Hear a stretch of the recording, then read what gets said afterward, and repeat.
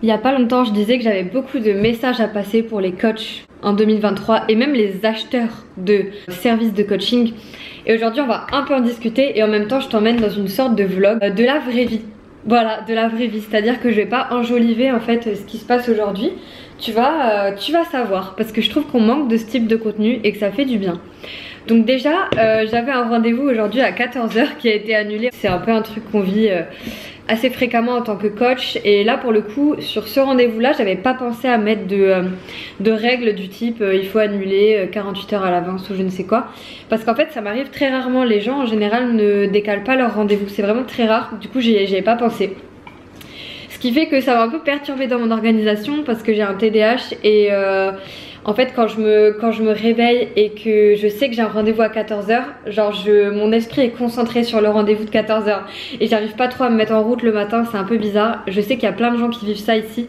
Si t'as un TDAH, peut-être que t'en as pas, mais bref, si tu sais que t'en as un, je pense que tu connais ça, ce mood attente où tu vois t'as un rendez-vous à 16 h et en fait toute la journée t'es fixé sur ça. C'est pour ça que moi j'ai vachement de mal, je commence à m'adapter mais c'est pas facile, à avoir des cours de sport le soir par exemple, parce que du coup j'ai peur d'oublier en fait et je suis un peu en vigilance la journée parce que je pense voilà mon cours du soir. Donc déjà ça a été annulé, ce qui fait que ça a un peu perturbé mon organisation, mais c'est aussi une bonne nouvelle parce que ça m'a permis d'être plus détendue peut-être par rapport à ce que je faisais ce matin et tout ça. Parce qu'avoir un rendez-vous l'après-midi aussi, il faut que tu gardes de l'énergie le matin. Enfin tu vois, faut pas que tu grilles toute ton énergie pour ton rendez-vous de l'après-midi. Et du coup ce matin j'ai surtout passé pas mal de temps sur mon téléphone, chose que j'essaye de réduire énormément mais que je vais pas te mentir j'y arrive pas toujours. Et par contre j'ai essayé d'en faire quelque chose de cool, et justement à ce propos j'essaierai de te mettre le, si j'y pense, m'en veux pas si j'y pense pas, j'essaierai de te mettre le lien de ce dont je te parle, mais je vais te dire qui c'est. C'est Caroline Jurado, voilà, qui a fait un TEDx qui m'a beaucoup parlé et qui m'a amené à tourner cette vidéo. Pour tous les gens qui sont perdus en ce moment, pour les coachs aussi qui sont un peu matrixés par il me faut une vision, il faut une stratégie, il faut que ci, il faut que ça, je dois parler de ci, je dois parler de ça. Enfin bref, qui sont un peu, comment je pourrais dire, qui pensent que tout doit être hyper clair, avec genre zéro de doute, zéro préoccupation, enfin être 100% sûr de vous pour vous lancer, etc. Et elle a dit une phrase que j'ai adorée qui est « Avancer sans vision, c'est anticiper la réussite de demain ». Et elle expliquait comment en fait on réussit entre guillemets par erreur. Et je peux le confirmer puisque moi c'est ce qui m'est arrivé. C'est-à-dire que en fait pourquoi est-ce que ça a fonctionné mon entreprise, enfin déjà c'était même pas une entreprise. Pourquoi ça a fonctionné ce que je faisais? Parce que à l'époque où j'ai commencé à créer des vidéos et du contenu sur l'hypersensibilité, on était peut-être, je sais pas, 3-4 personnes à en parler, c'était encore tout récent, on n'en entendait pas du tout parler à la télé, et je suis contente parce que je sais que j'ai contribué à ça et que le sujet soit connu, et franchement ça fait, enfin c'est ouf, quand j'y pense c'est fou. Mais moi ce que je faisais c'était juste partager moi-même qui viens d'apprendre que je suis hypersensible et à quel point ça me soulage dans ma vie, et j'ai créé en fait tous les jours du contenu comme ça. Donc une vidéo par jour, je parlais d'hypersensibilité, parfois j'ai parlé de blessures, de rejet, parfois j'ai parlé de dépendance affective parce que j'avais eu pas mal de défis dans ma vie de couple, de relations toxiques aussi, de pervers narcissiques, enfin en fait je parlais juste de moi, genre des trucs que je vivais. Il n'y avait pas ce côté stratégique, vous voyez, où aujourd'hui on se dit bah voilà, alors pour parler à mon audience il faut que je parle de ça, ça, ça, ça, ça. Moi je sentais que ça vous intéressait, je répondais à la demande que vous me disiez. Par exemple Margot, j'aimerais bien que tu fasses une vidéo sur ça. Et puis je voyais en fait ce qui fonctionnait ou pas, mais c'était pas vraiment prévu. Enfin vous voyez, je sais pas trop comment expliquer. Et finalement pareil, j'étais en fac de psycho. Et plus ça résonnait chez vous, mes vidéos YouTube, mon contenu Instagram et tout, plus j'ai eu de la demande de Margot, en fait je sens que tu peux m'aider, est-ce que tu peux m'aider, est-ce qu'on peut faire une séance? Et à ce moment là j'étais même pas encore formée, tu vois, donc pour moi c'était trop bizarre, mais je me suis rendu compte, ok, les gens en fait me demandent ça, visiblement j'ai quelque chose à faire avec ça. Donc je me suis formée au coaching, j'ai commencé à coacher, il faut savoir, avant d'être formée au coaching, c'est à dire que je faisais des séances soit gratuites, soit vraiment pas chères, du genre 20 €, où j'écoutais les gens, je leur posais des questions, ça les aidait et ça m'a confirmé, bah faut peut-être que tu ailles dans ce sens. Donc comme vous voyez, j'avais pas ce truc de alors moi ensuite je serai une entrepreneur, je ferai ça, mais pas du tout quoi, j'étais juste, je suivais les trucs, je testais des trucs. Tout comme aujourd'hui j'ai une des vidéos les plus vues de ma chaîne qui est sur comment faire du piano sans le solfège, je crois, un truc du genre. Et c'est pareil, c'était juste un de mes centres d'intérêt, genre j'ai pas prévu de faire un truc là-dessus ou ni que ça fonctionne énormément. Et du coup, je trouvais ça assez intéressant de vous rendre compte en fait que peut-être que plus vous essayez d'atteindre un certain succès, plus vous vous trompez parce qu'en fait, peut-être que vous allez aller dans une voie, mais qui va vous emmener vers une autre voie, puis vers une autre voie. Puis peut-être que c'est aussi votre chemin d'aller vers une voie, d'échouer dans cette voie, entre guillemets échouer, hein. Ça veut tout dire et rien dire, et de vous réajuster. Et là moi je sens que c'est ce que je suis en train de vivre cette année. Tu pourras écouter mon épisode de podcast sur le sujet qui s'appelle pour les coachs, mon message pour les coachs en 2023, où en fait moi je sature vraiment de ce milieu, du milieu coaching, business et tout, et où c'est un peu chose que je vais dire, mais parfois je trouve que dans ces milieux on dirait presque une secte quoi, c'est-à-dire que on met les autres personnes soi-disant riches etc sur un piédestal. Il y a un peu à ce côté on admire des personnes, enfin ça arrive déjà avec les réseaux sociaux, je suis sûre que tu l'as déjà vécu, où on peut admirer quelqu'un et se sentir un peu inférieur, croire qu'il détient la vérité, et ça faut y faire vraiment attention. Il n'y a pas des gens qui détiennent la vérité, enfin on est tous au même niveau en vrai. Et moi voilà, j'ai eu un peu marre de tout ça et de à quel point en fait il y a trop de choses à dire, mais où on peut presque te faire croire que tu as des problèmes que tu n'as pas, ou te répondre des fausses solutions, mais juste parce que ces gens-là qui sont censés t'aider pensent que c'est les bonnes solutions pour toi, et toi tu y crois, mais au final ça te fait foncer dans un mur. Ben moi c'est un peu ce qui m'est arrivé cette année, tu vois, où en fait j'ai envie de revenir au basique, où moi j'adore vous rencontrer en réel, vous coacher en réel. Là récemment on a eu un atelier où j'ai coaché les personnes sur tellement de sujets, genre le couple, l'entrepreneuriat, ce qu'elles aimaient plus dans leur vie. On a fait un atelier créatif et le soir on a mangé une pizza. Enfin voilà, on a vraiment, c'est trop marrant parce qu'il y a eu du coaching, du conseil et juste des moments simples. Et enfin moi j'ai trop kiffé et c'est ça que je veux faire tous les jours. Tout comme aujourd'hui, je préfère être payée moins cher ou pas cher et coacher et accompagner des gens parce que j'adore ça, j'adore, plutôt que attendre un client à un prix plus élevé parce qu'il faut faire ça. C'est bon, j'ai changé un truc parce que j'avais froid et tout. Et du coup je vous disais voilà, moi je préfère en fait même dans ma vie que mon temps soit dédié à ça. C'est ça que je veux dire. Si demain j'étais millionnaire ou milliardaire, j'ai pas envie de passer mes journées à être à la plage, hein. J'ai envie que demain il y ait quelqu'un qui a besoin d'aide, qui vient me voir, on en discute, je l'écoute, je lui pose des questions. C'est mon kiff en fait, j'adore faire ça. Donc ça c'est vraiment un de mes plus gros déclics de l'année.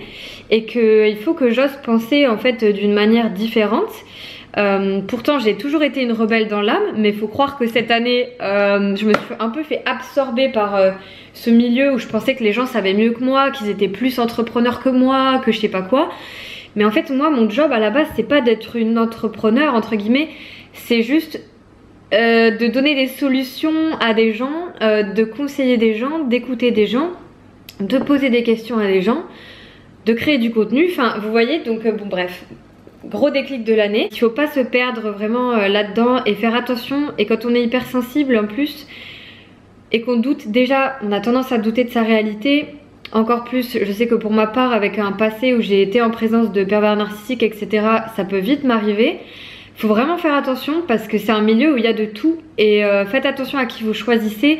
Vous avez le droit de vous méfier quand vous choisissez un coach ou un thérapeute, et même un psy d'ailleurs.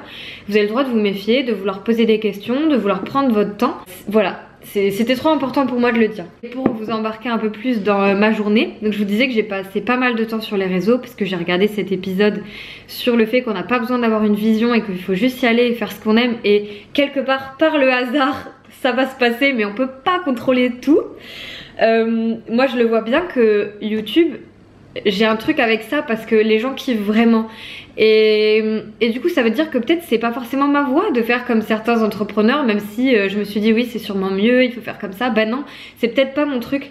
Vous savez, c'est comme cette citation là, je sais plus ce que c'est là, d'Albert Einstein. Vous savez que si t'es un poisson rouge, je sais plus, mais je suis sûre que vous l'aurez, dites-la moi en commentaire. Je suis sûre que vous la connaissez.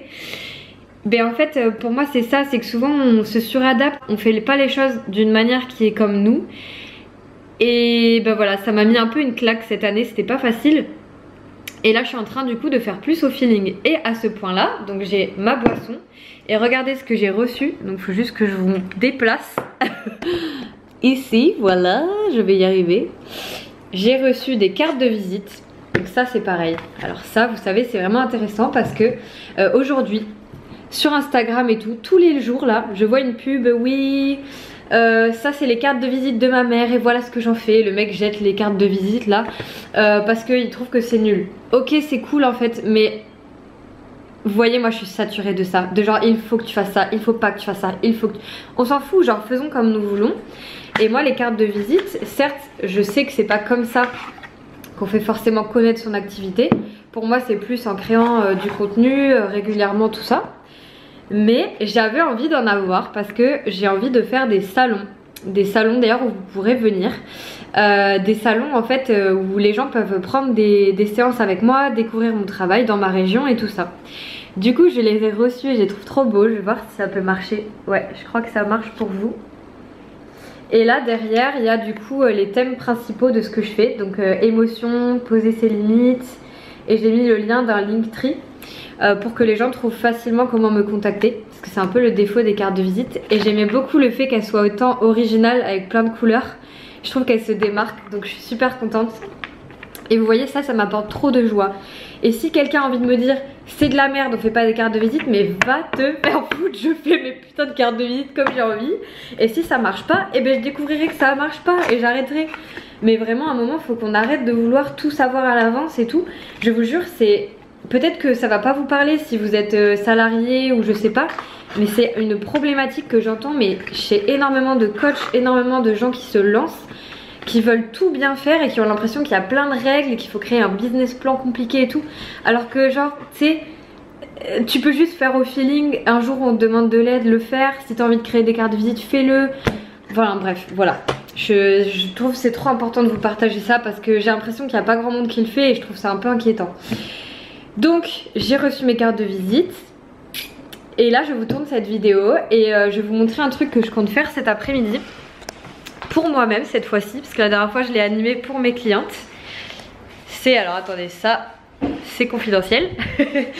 C'est en fait des catalogues, donc vous voyez vous avez une grande feuille comme ça. Vous pouvez le faire chez vous, c'est vraiment cool. Et dessus en fait vous allez coller des images qui vous parlent, des choses qui résonnent chez vous. Pour, ben voilà, en fait juste qui résonnent chez vous, qu'en ce moment... En fait c'est juste créatif, vous pouvez l'utiliser aussi comme tableau de visualisation. Et pareil, c'est pas parce que vous développez une vision et un tableau de visualisation, je la pose là, que vous pouvez pas changer d'avis ensuite, vous voyez. Là par exemple moi j'ai une image qui m'attire trop, c'est celle-là. Désolée, il fait trop froid vraiment. C'est celle-là, là, elle est incroyable. Et vous voyez je pense que c'est aussi relié à moi ce que je vis en ce moment. Parce que c'est vraiment voilà le tigre, la force. Je sais pas, il y a vraiment un truc particulier avec ça. Et avec la colère. Avec le fait de voilà on se bouge, on s'affirme et tout. Enfin moi il y a vraiment un truc central avec ça. Et du coup bah, je vais coller ce type d'image. Et voilà c'est juste un kiff pour moi. Après je l'affiche chez moi. Et tac. Et autre sujet dont je voulais vous parler aujourd'hui par rapport à tout ça. Donc là je sais vraiment... vous êtes vraiment dans ma tête parce que c'est pas très construit la vidéo. Vous avez remarqué, c'est moi en fait. Voilà, c'est juste moi.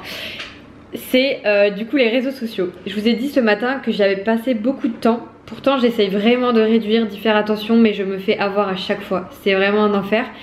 Donc peut-être que d'ailleurs si tu me suis depuis longtemps, tu as déjà acheté Digital Detox. C'est un programme que j'ai fait pour diminuer les écrans en fait. Et je me rends compte que bah, c'est ça. C'est que tant que j'applique pas exactement ça, donc des techniques radicales comme supprimer mes applications, plein de trucs comme ça, ça marche pas. J'arrive pas à gérer mon utilisation et je me sens un peu impuissante par rapport à ça. Je sais que j'ai du pouvoir, mais je sais aussi qu'ils sont quand même très forts pour nous faire rester longtemps dessus. Et que moi en plus ça nourrit beaucoup mon besoin de connexion avec les autres. Parce que j'échange avec vous, j'ai des conversations super stimulantes, parfois j'apprends des nouvelles choses. Donc en fait ça remplit beaucoup de besoins et c'est ça qui est un peu dur avec les réseaux.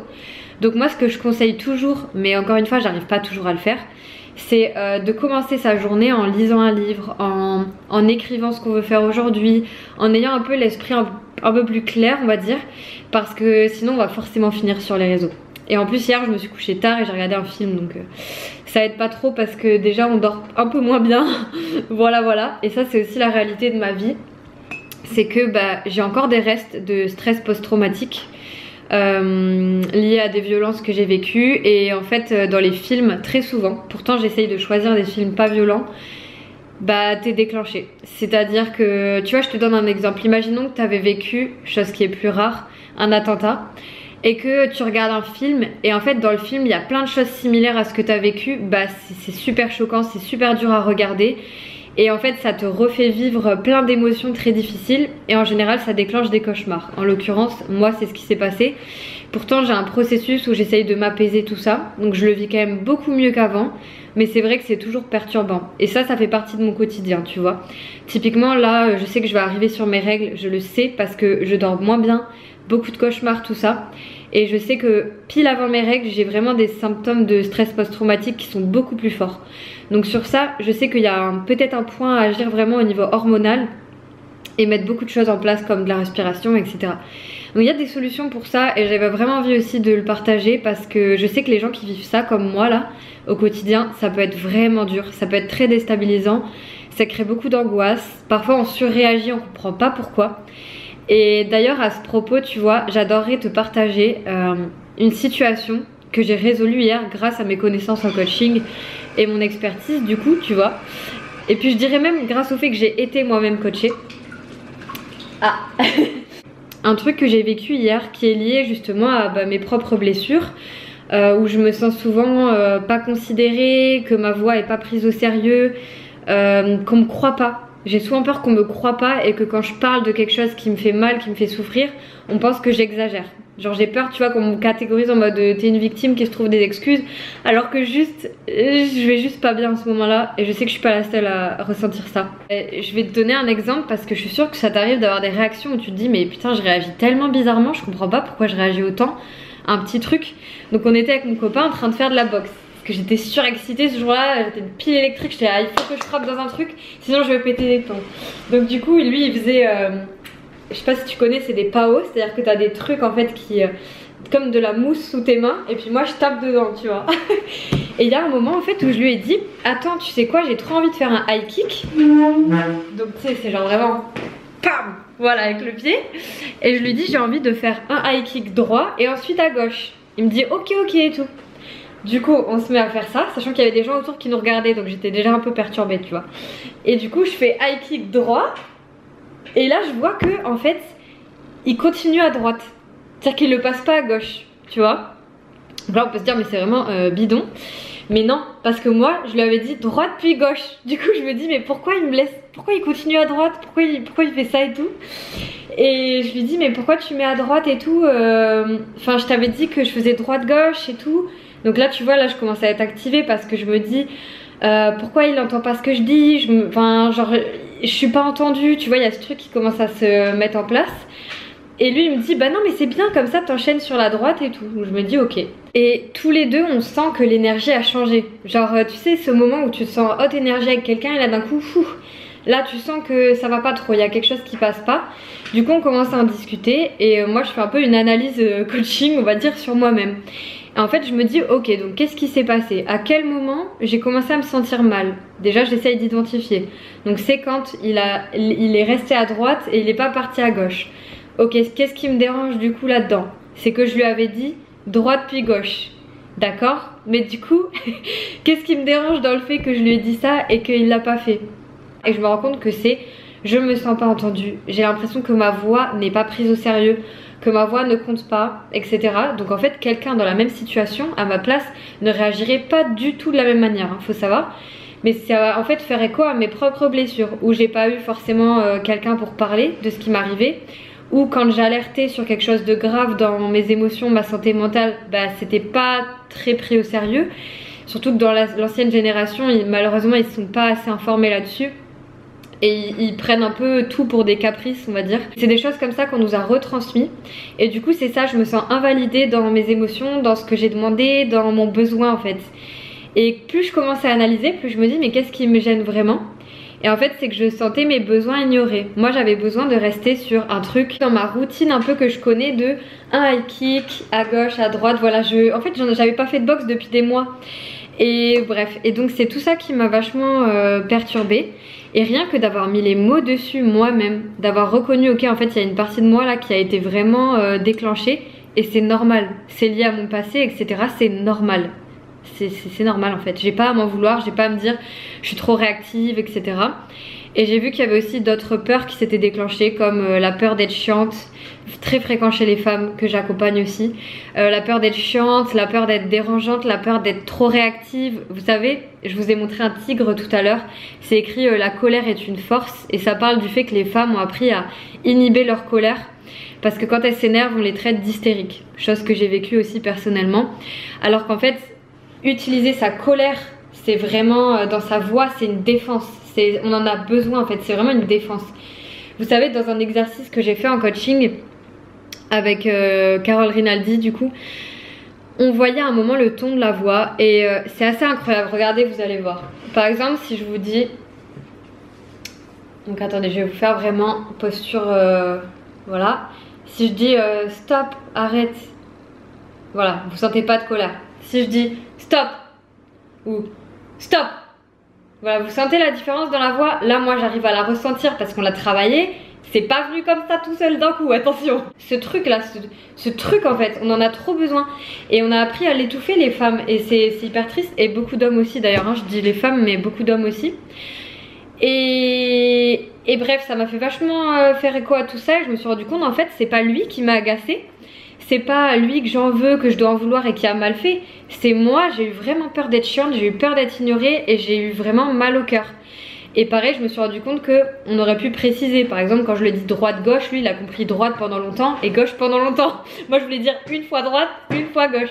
Donc il y a des circonstances aussi, c'est pas que ma faute ou que sa faute. Sauf que vous voyez, si j'avais pas ces outils-là, qu'est-ce qui se passerait à votre avis? On serait en train de s'engueuler, j'aurais pas conscience du tout de ce qui m'arrive. Et en fait on passerait notre vie à s'engueuler. Et c'est ce que vivent plein de gens tous les jours aujourd'hui. Donc moi c'est aussi ça mon métier en fait. Pour moi c'est parler. Enfin c'est vous aider à vous comprendre en vous posant des questions. Mais c'est aussi parler de moi-même, des situations que j'ai analysées, pour vous aider à comprendre vous, pourquoi vous avez été autant réactif dans une situation. Et je crois que c'est vraiment ma manière de transmettre. Que j'aime pas voilà transmettre une vérité. Enfin chacun a sa vérité. Je détiens aucune vérité.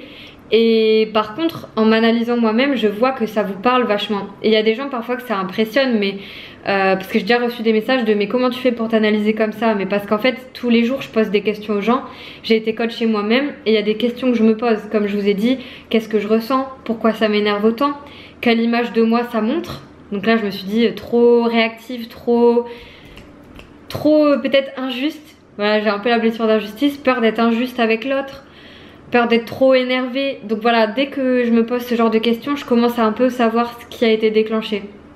Et c'est pour ça qu'en fait, après je passe à autre chose, j'accueille un peu l'émotion, mais je peux pas les enlever. En fait, si tu cherches à les enlever, tu vois, ça marche pas. Genre moi, si je me dis, alors faut pas que je réagisse, surtout faut que j'aille bien. Non mais genre c'est pas possible. Même s'il y a une partie de nous qui est en mode, mais chut, arrête, c'est bon, c'est rien. Vous savez, on a cette partie en contradiction. J'en parlais avec une coachée il y a pas longtemps qui me disait, j'ai l'impression d'avoir 2 mois, tu sais. Et que dans une situation, il y en a un, il est là, ouais, fais ça. Et l'autre, il est là, surtout fais pas ça. Et du coup, elle est bloquée. Mais ça, c'est normal. On a chaque partie qui veut nous aider. Une partie qui me dit, t'énerve pas surtout parce qu'il y a des conséquences. On risque peut-être de te quitter ou de prendre pour une folle. Et une partie qui est en mode, mais attends, tu dois montrer ta colère, ça te va pas. Tes besoins, ils méritent d'être entendus, etc. Donc en fait, les deux parties veulent m'aider. Et ça je trouve ça trop magique. Je crois que là c'est bon que je t'ai apporté ce qu'il fallait que je t'apporte aujourd'hui, je le ressens. Dis-moi si ça a fait écho avec toi, si t'aimes ce genre d'analyse. Je pourrais faire des vidéos comme ça, analyse réactionnelle. Je pense que ça serait peut-être plus réservé de manière générale à un espace privé. Là je réfléchis vraiment à vous recréer un atelier en fait sur les émotions, avec tout ce que j'expérimente aujourd'hui et non pas l'ancien moi d'il y a 2 ans, 3 ans. C'est pour ça que je parle plus trop des ateliers sur les émotions. Et dedans j'aimerais beaucoup te mettre des analyses parce que c'est vraiment quelque chose qui me parle. Et vu que je t'ai dit qu'on parlait de la vraie vie, là tu vois j'ai toujours pas fini mon café. Va falloir que je me fasse à manger parce que j'ai très souvent la flemme de faire à manger et parfois je mange trop tard, donc j'essaye de me fixer des horaires. Et cet après-midi, voilà, je pense que je vais faire la créativité là dont je t'ai parlé. Mais avant, je crois que je vais prendre un papier et commencer à écrire mes idées sur cet atelier dont je te parle. Que ça fait un moment que j'en parle mais que je le crée pas. Et je sais que c'est en cours et que ça va avancer. Et je me sens sur le bon chemin parce que là, la vidéo que je te fais aujourd'hui, tu vois, elle est vraiment... comment dire, en raisonnement avec moi, tu vois, je la sens juste, genre c'est ce dont j'ai besoin, c'est ce qui me fait grandir. Et j'ai pas envie de te faire des vidéos 3 conseils pour, 5 conseils pour... Voilà, il y a des jours ça m'arrive mais c'est vraiment pas mon truc. D'ailleurs n'hésite pas à me dire si les contenus sur Insta ou YouTube te font chier, que ça t'ennuie et que si t'aimes ce type de format là que je te fais, dis-le moi parce que vraiment ça va un peu m'orienter aussi sur ce que t'aimes, ce que t'aimes pas. En tout cas moi je vais continuer de faire aussi ce que je kiffe et de l'adapter aussi pour que vous puissiez en tirer quelque chose.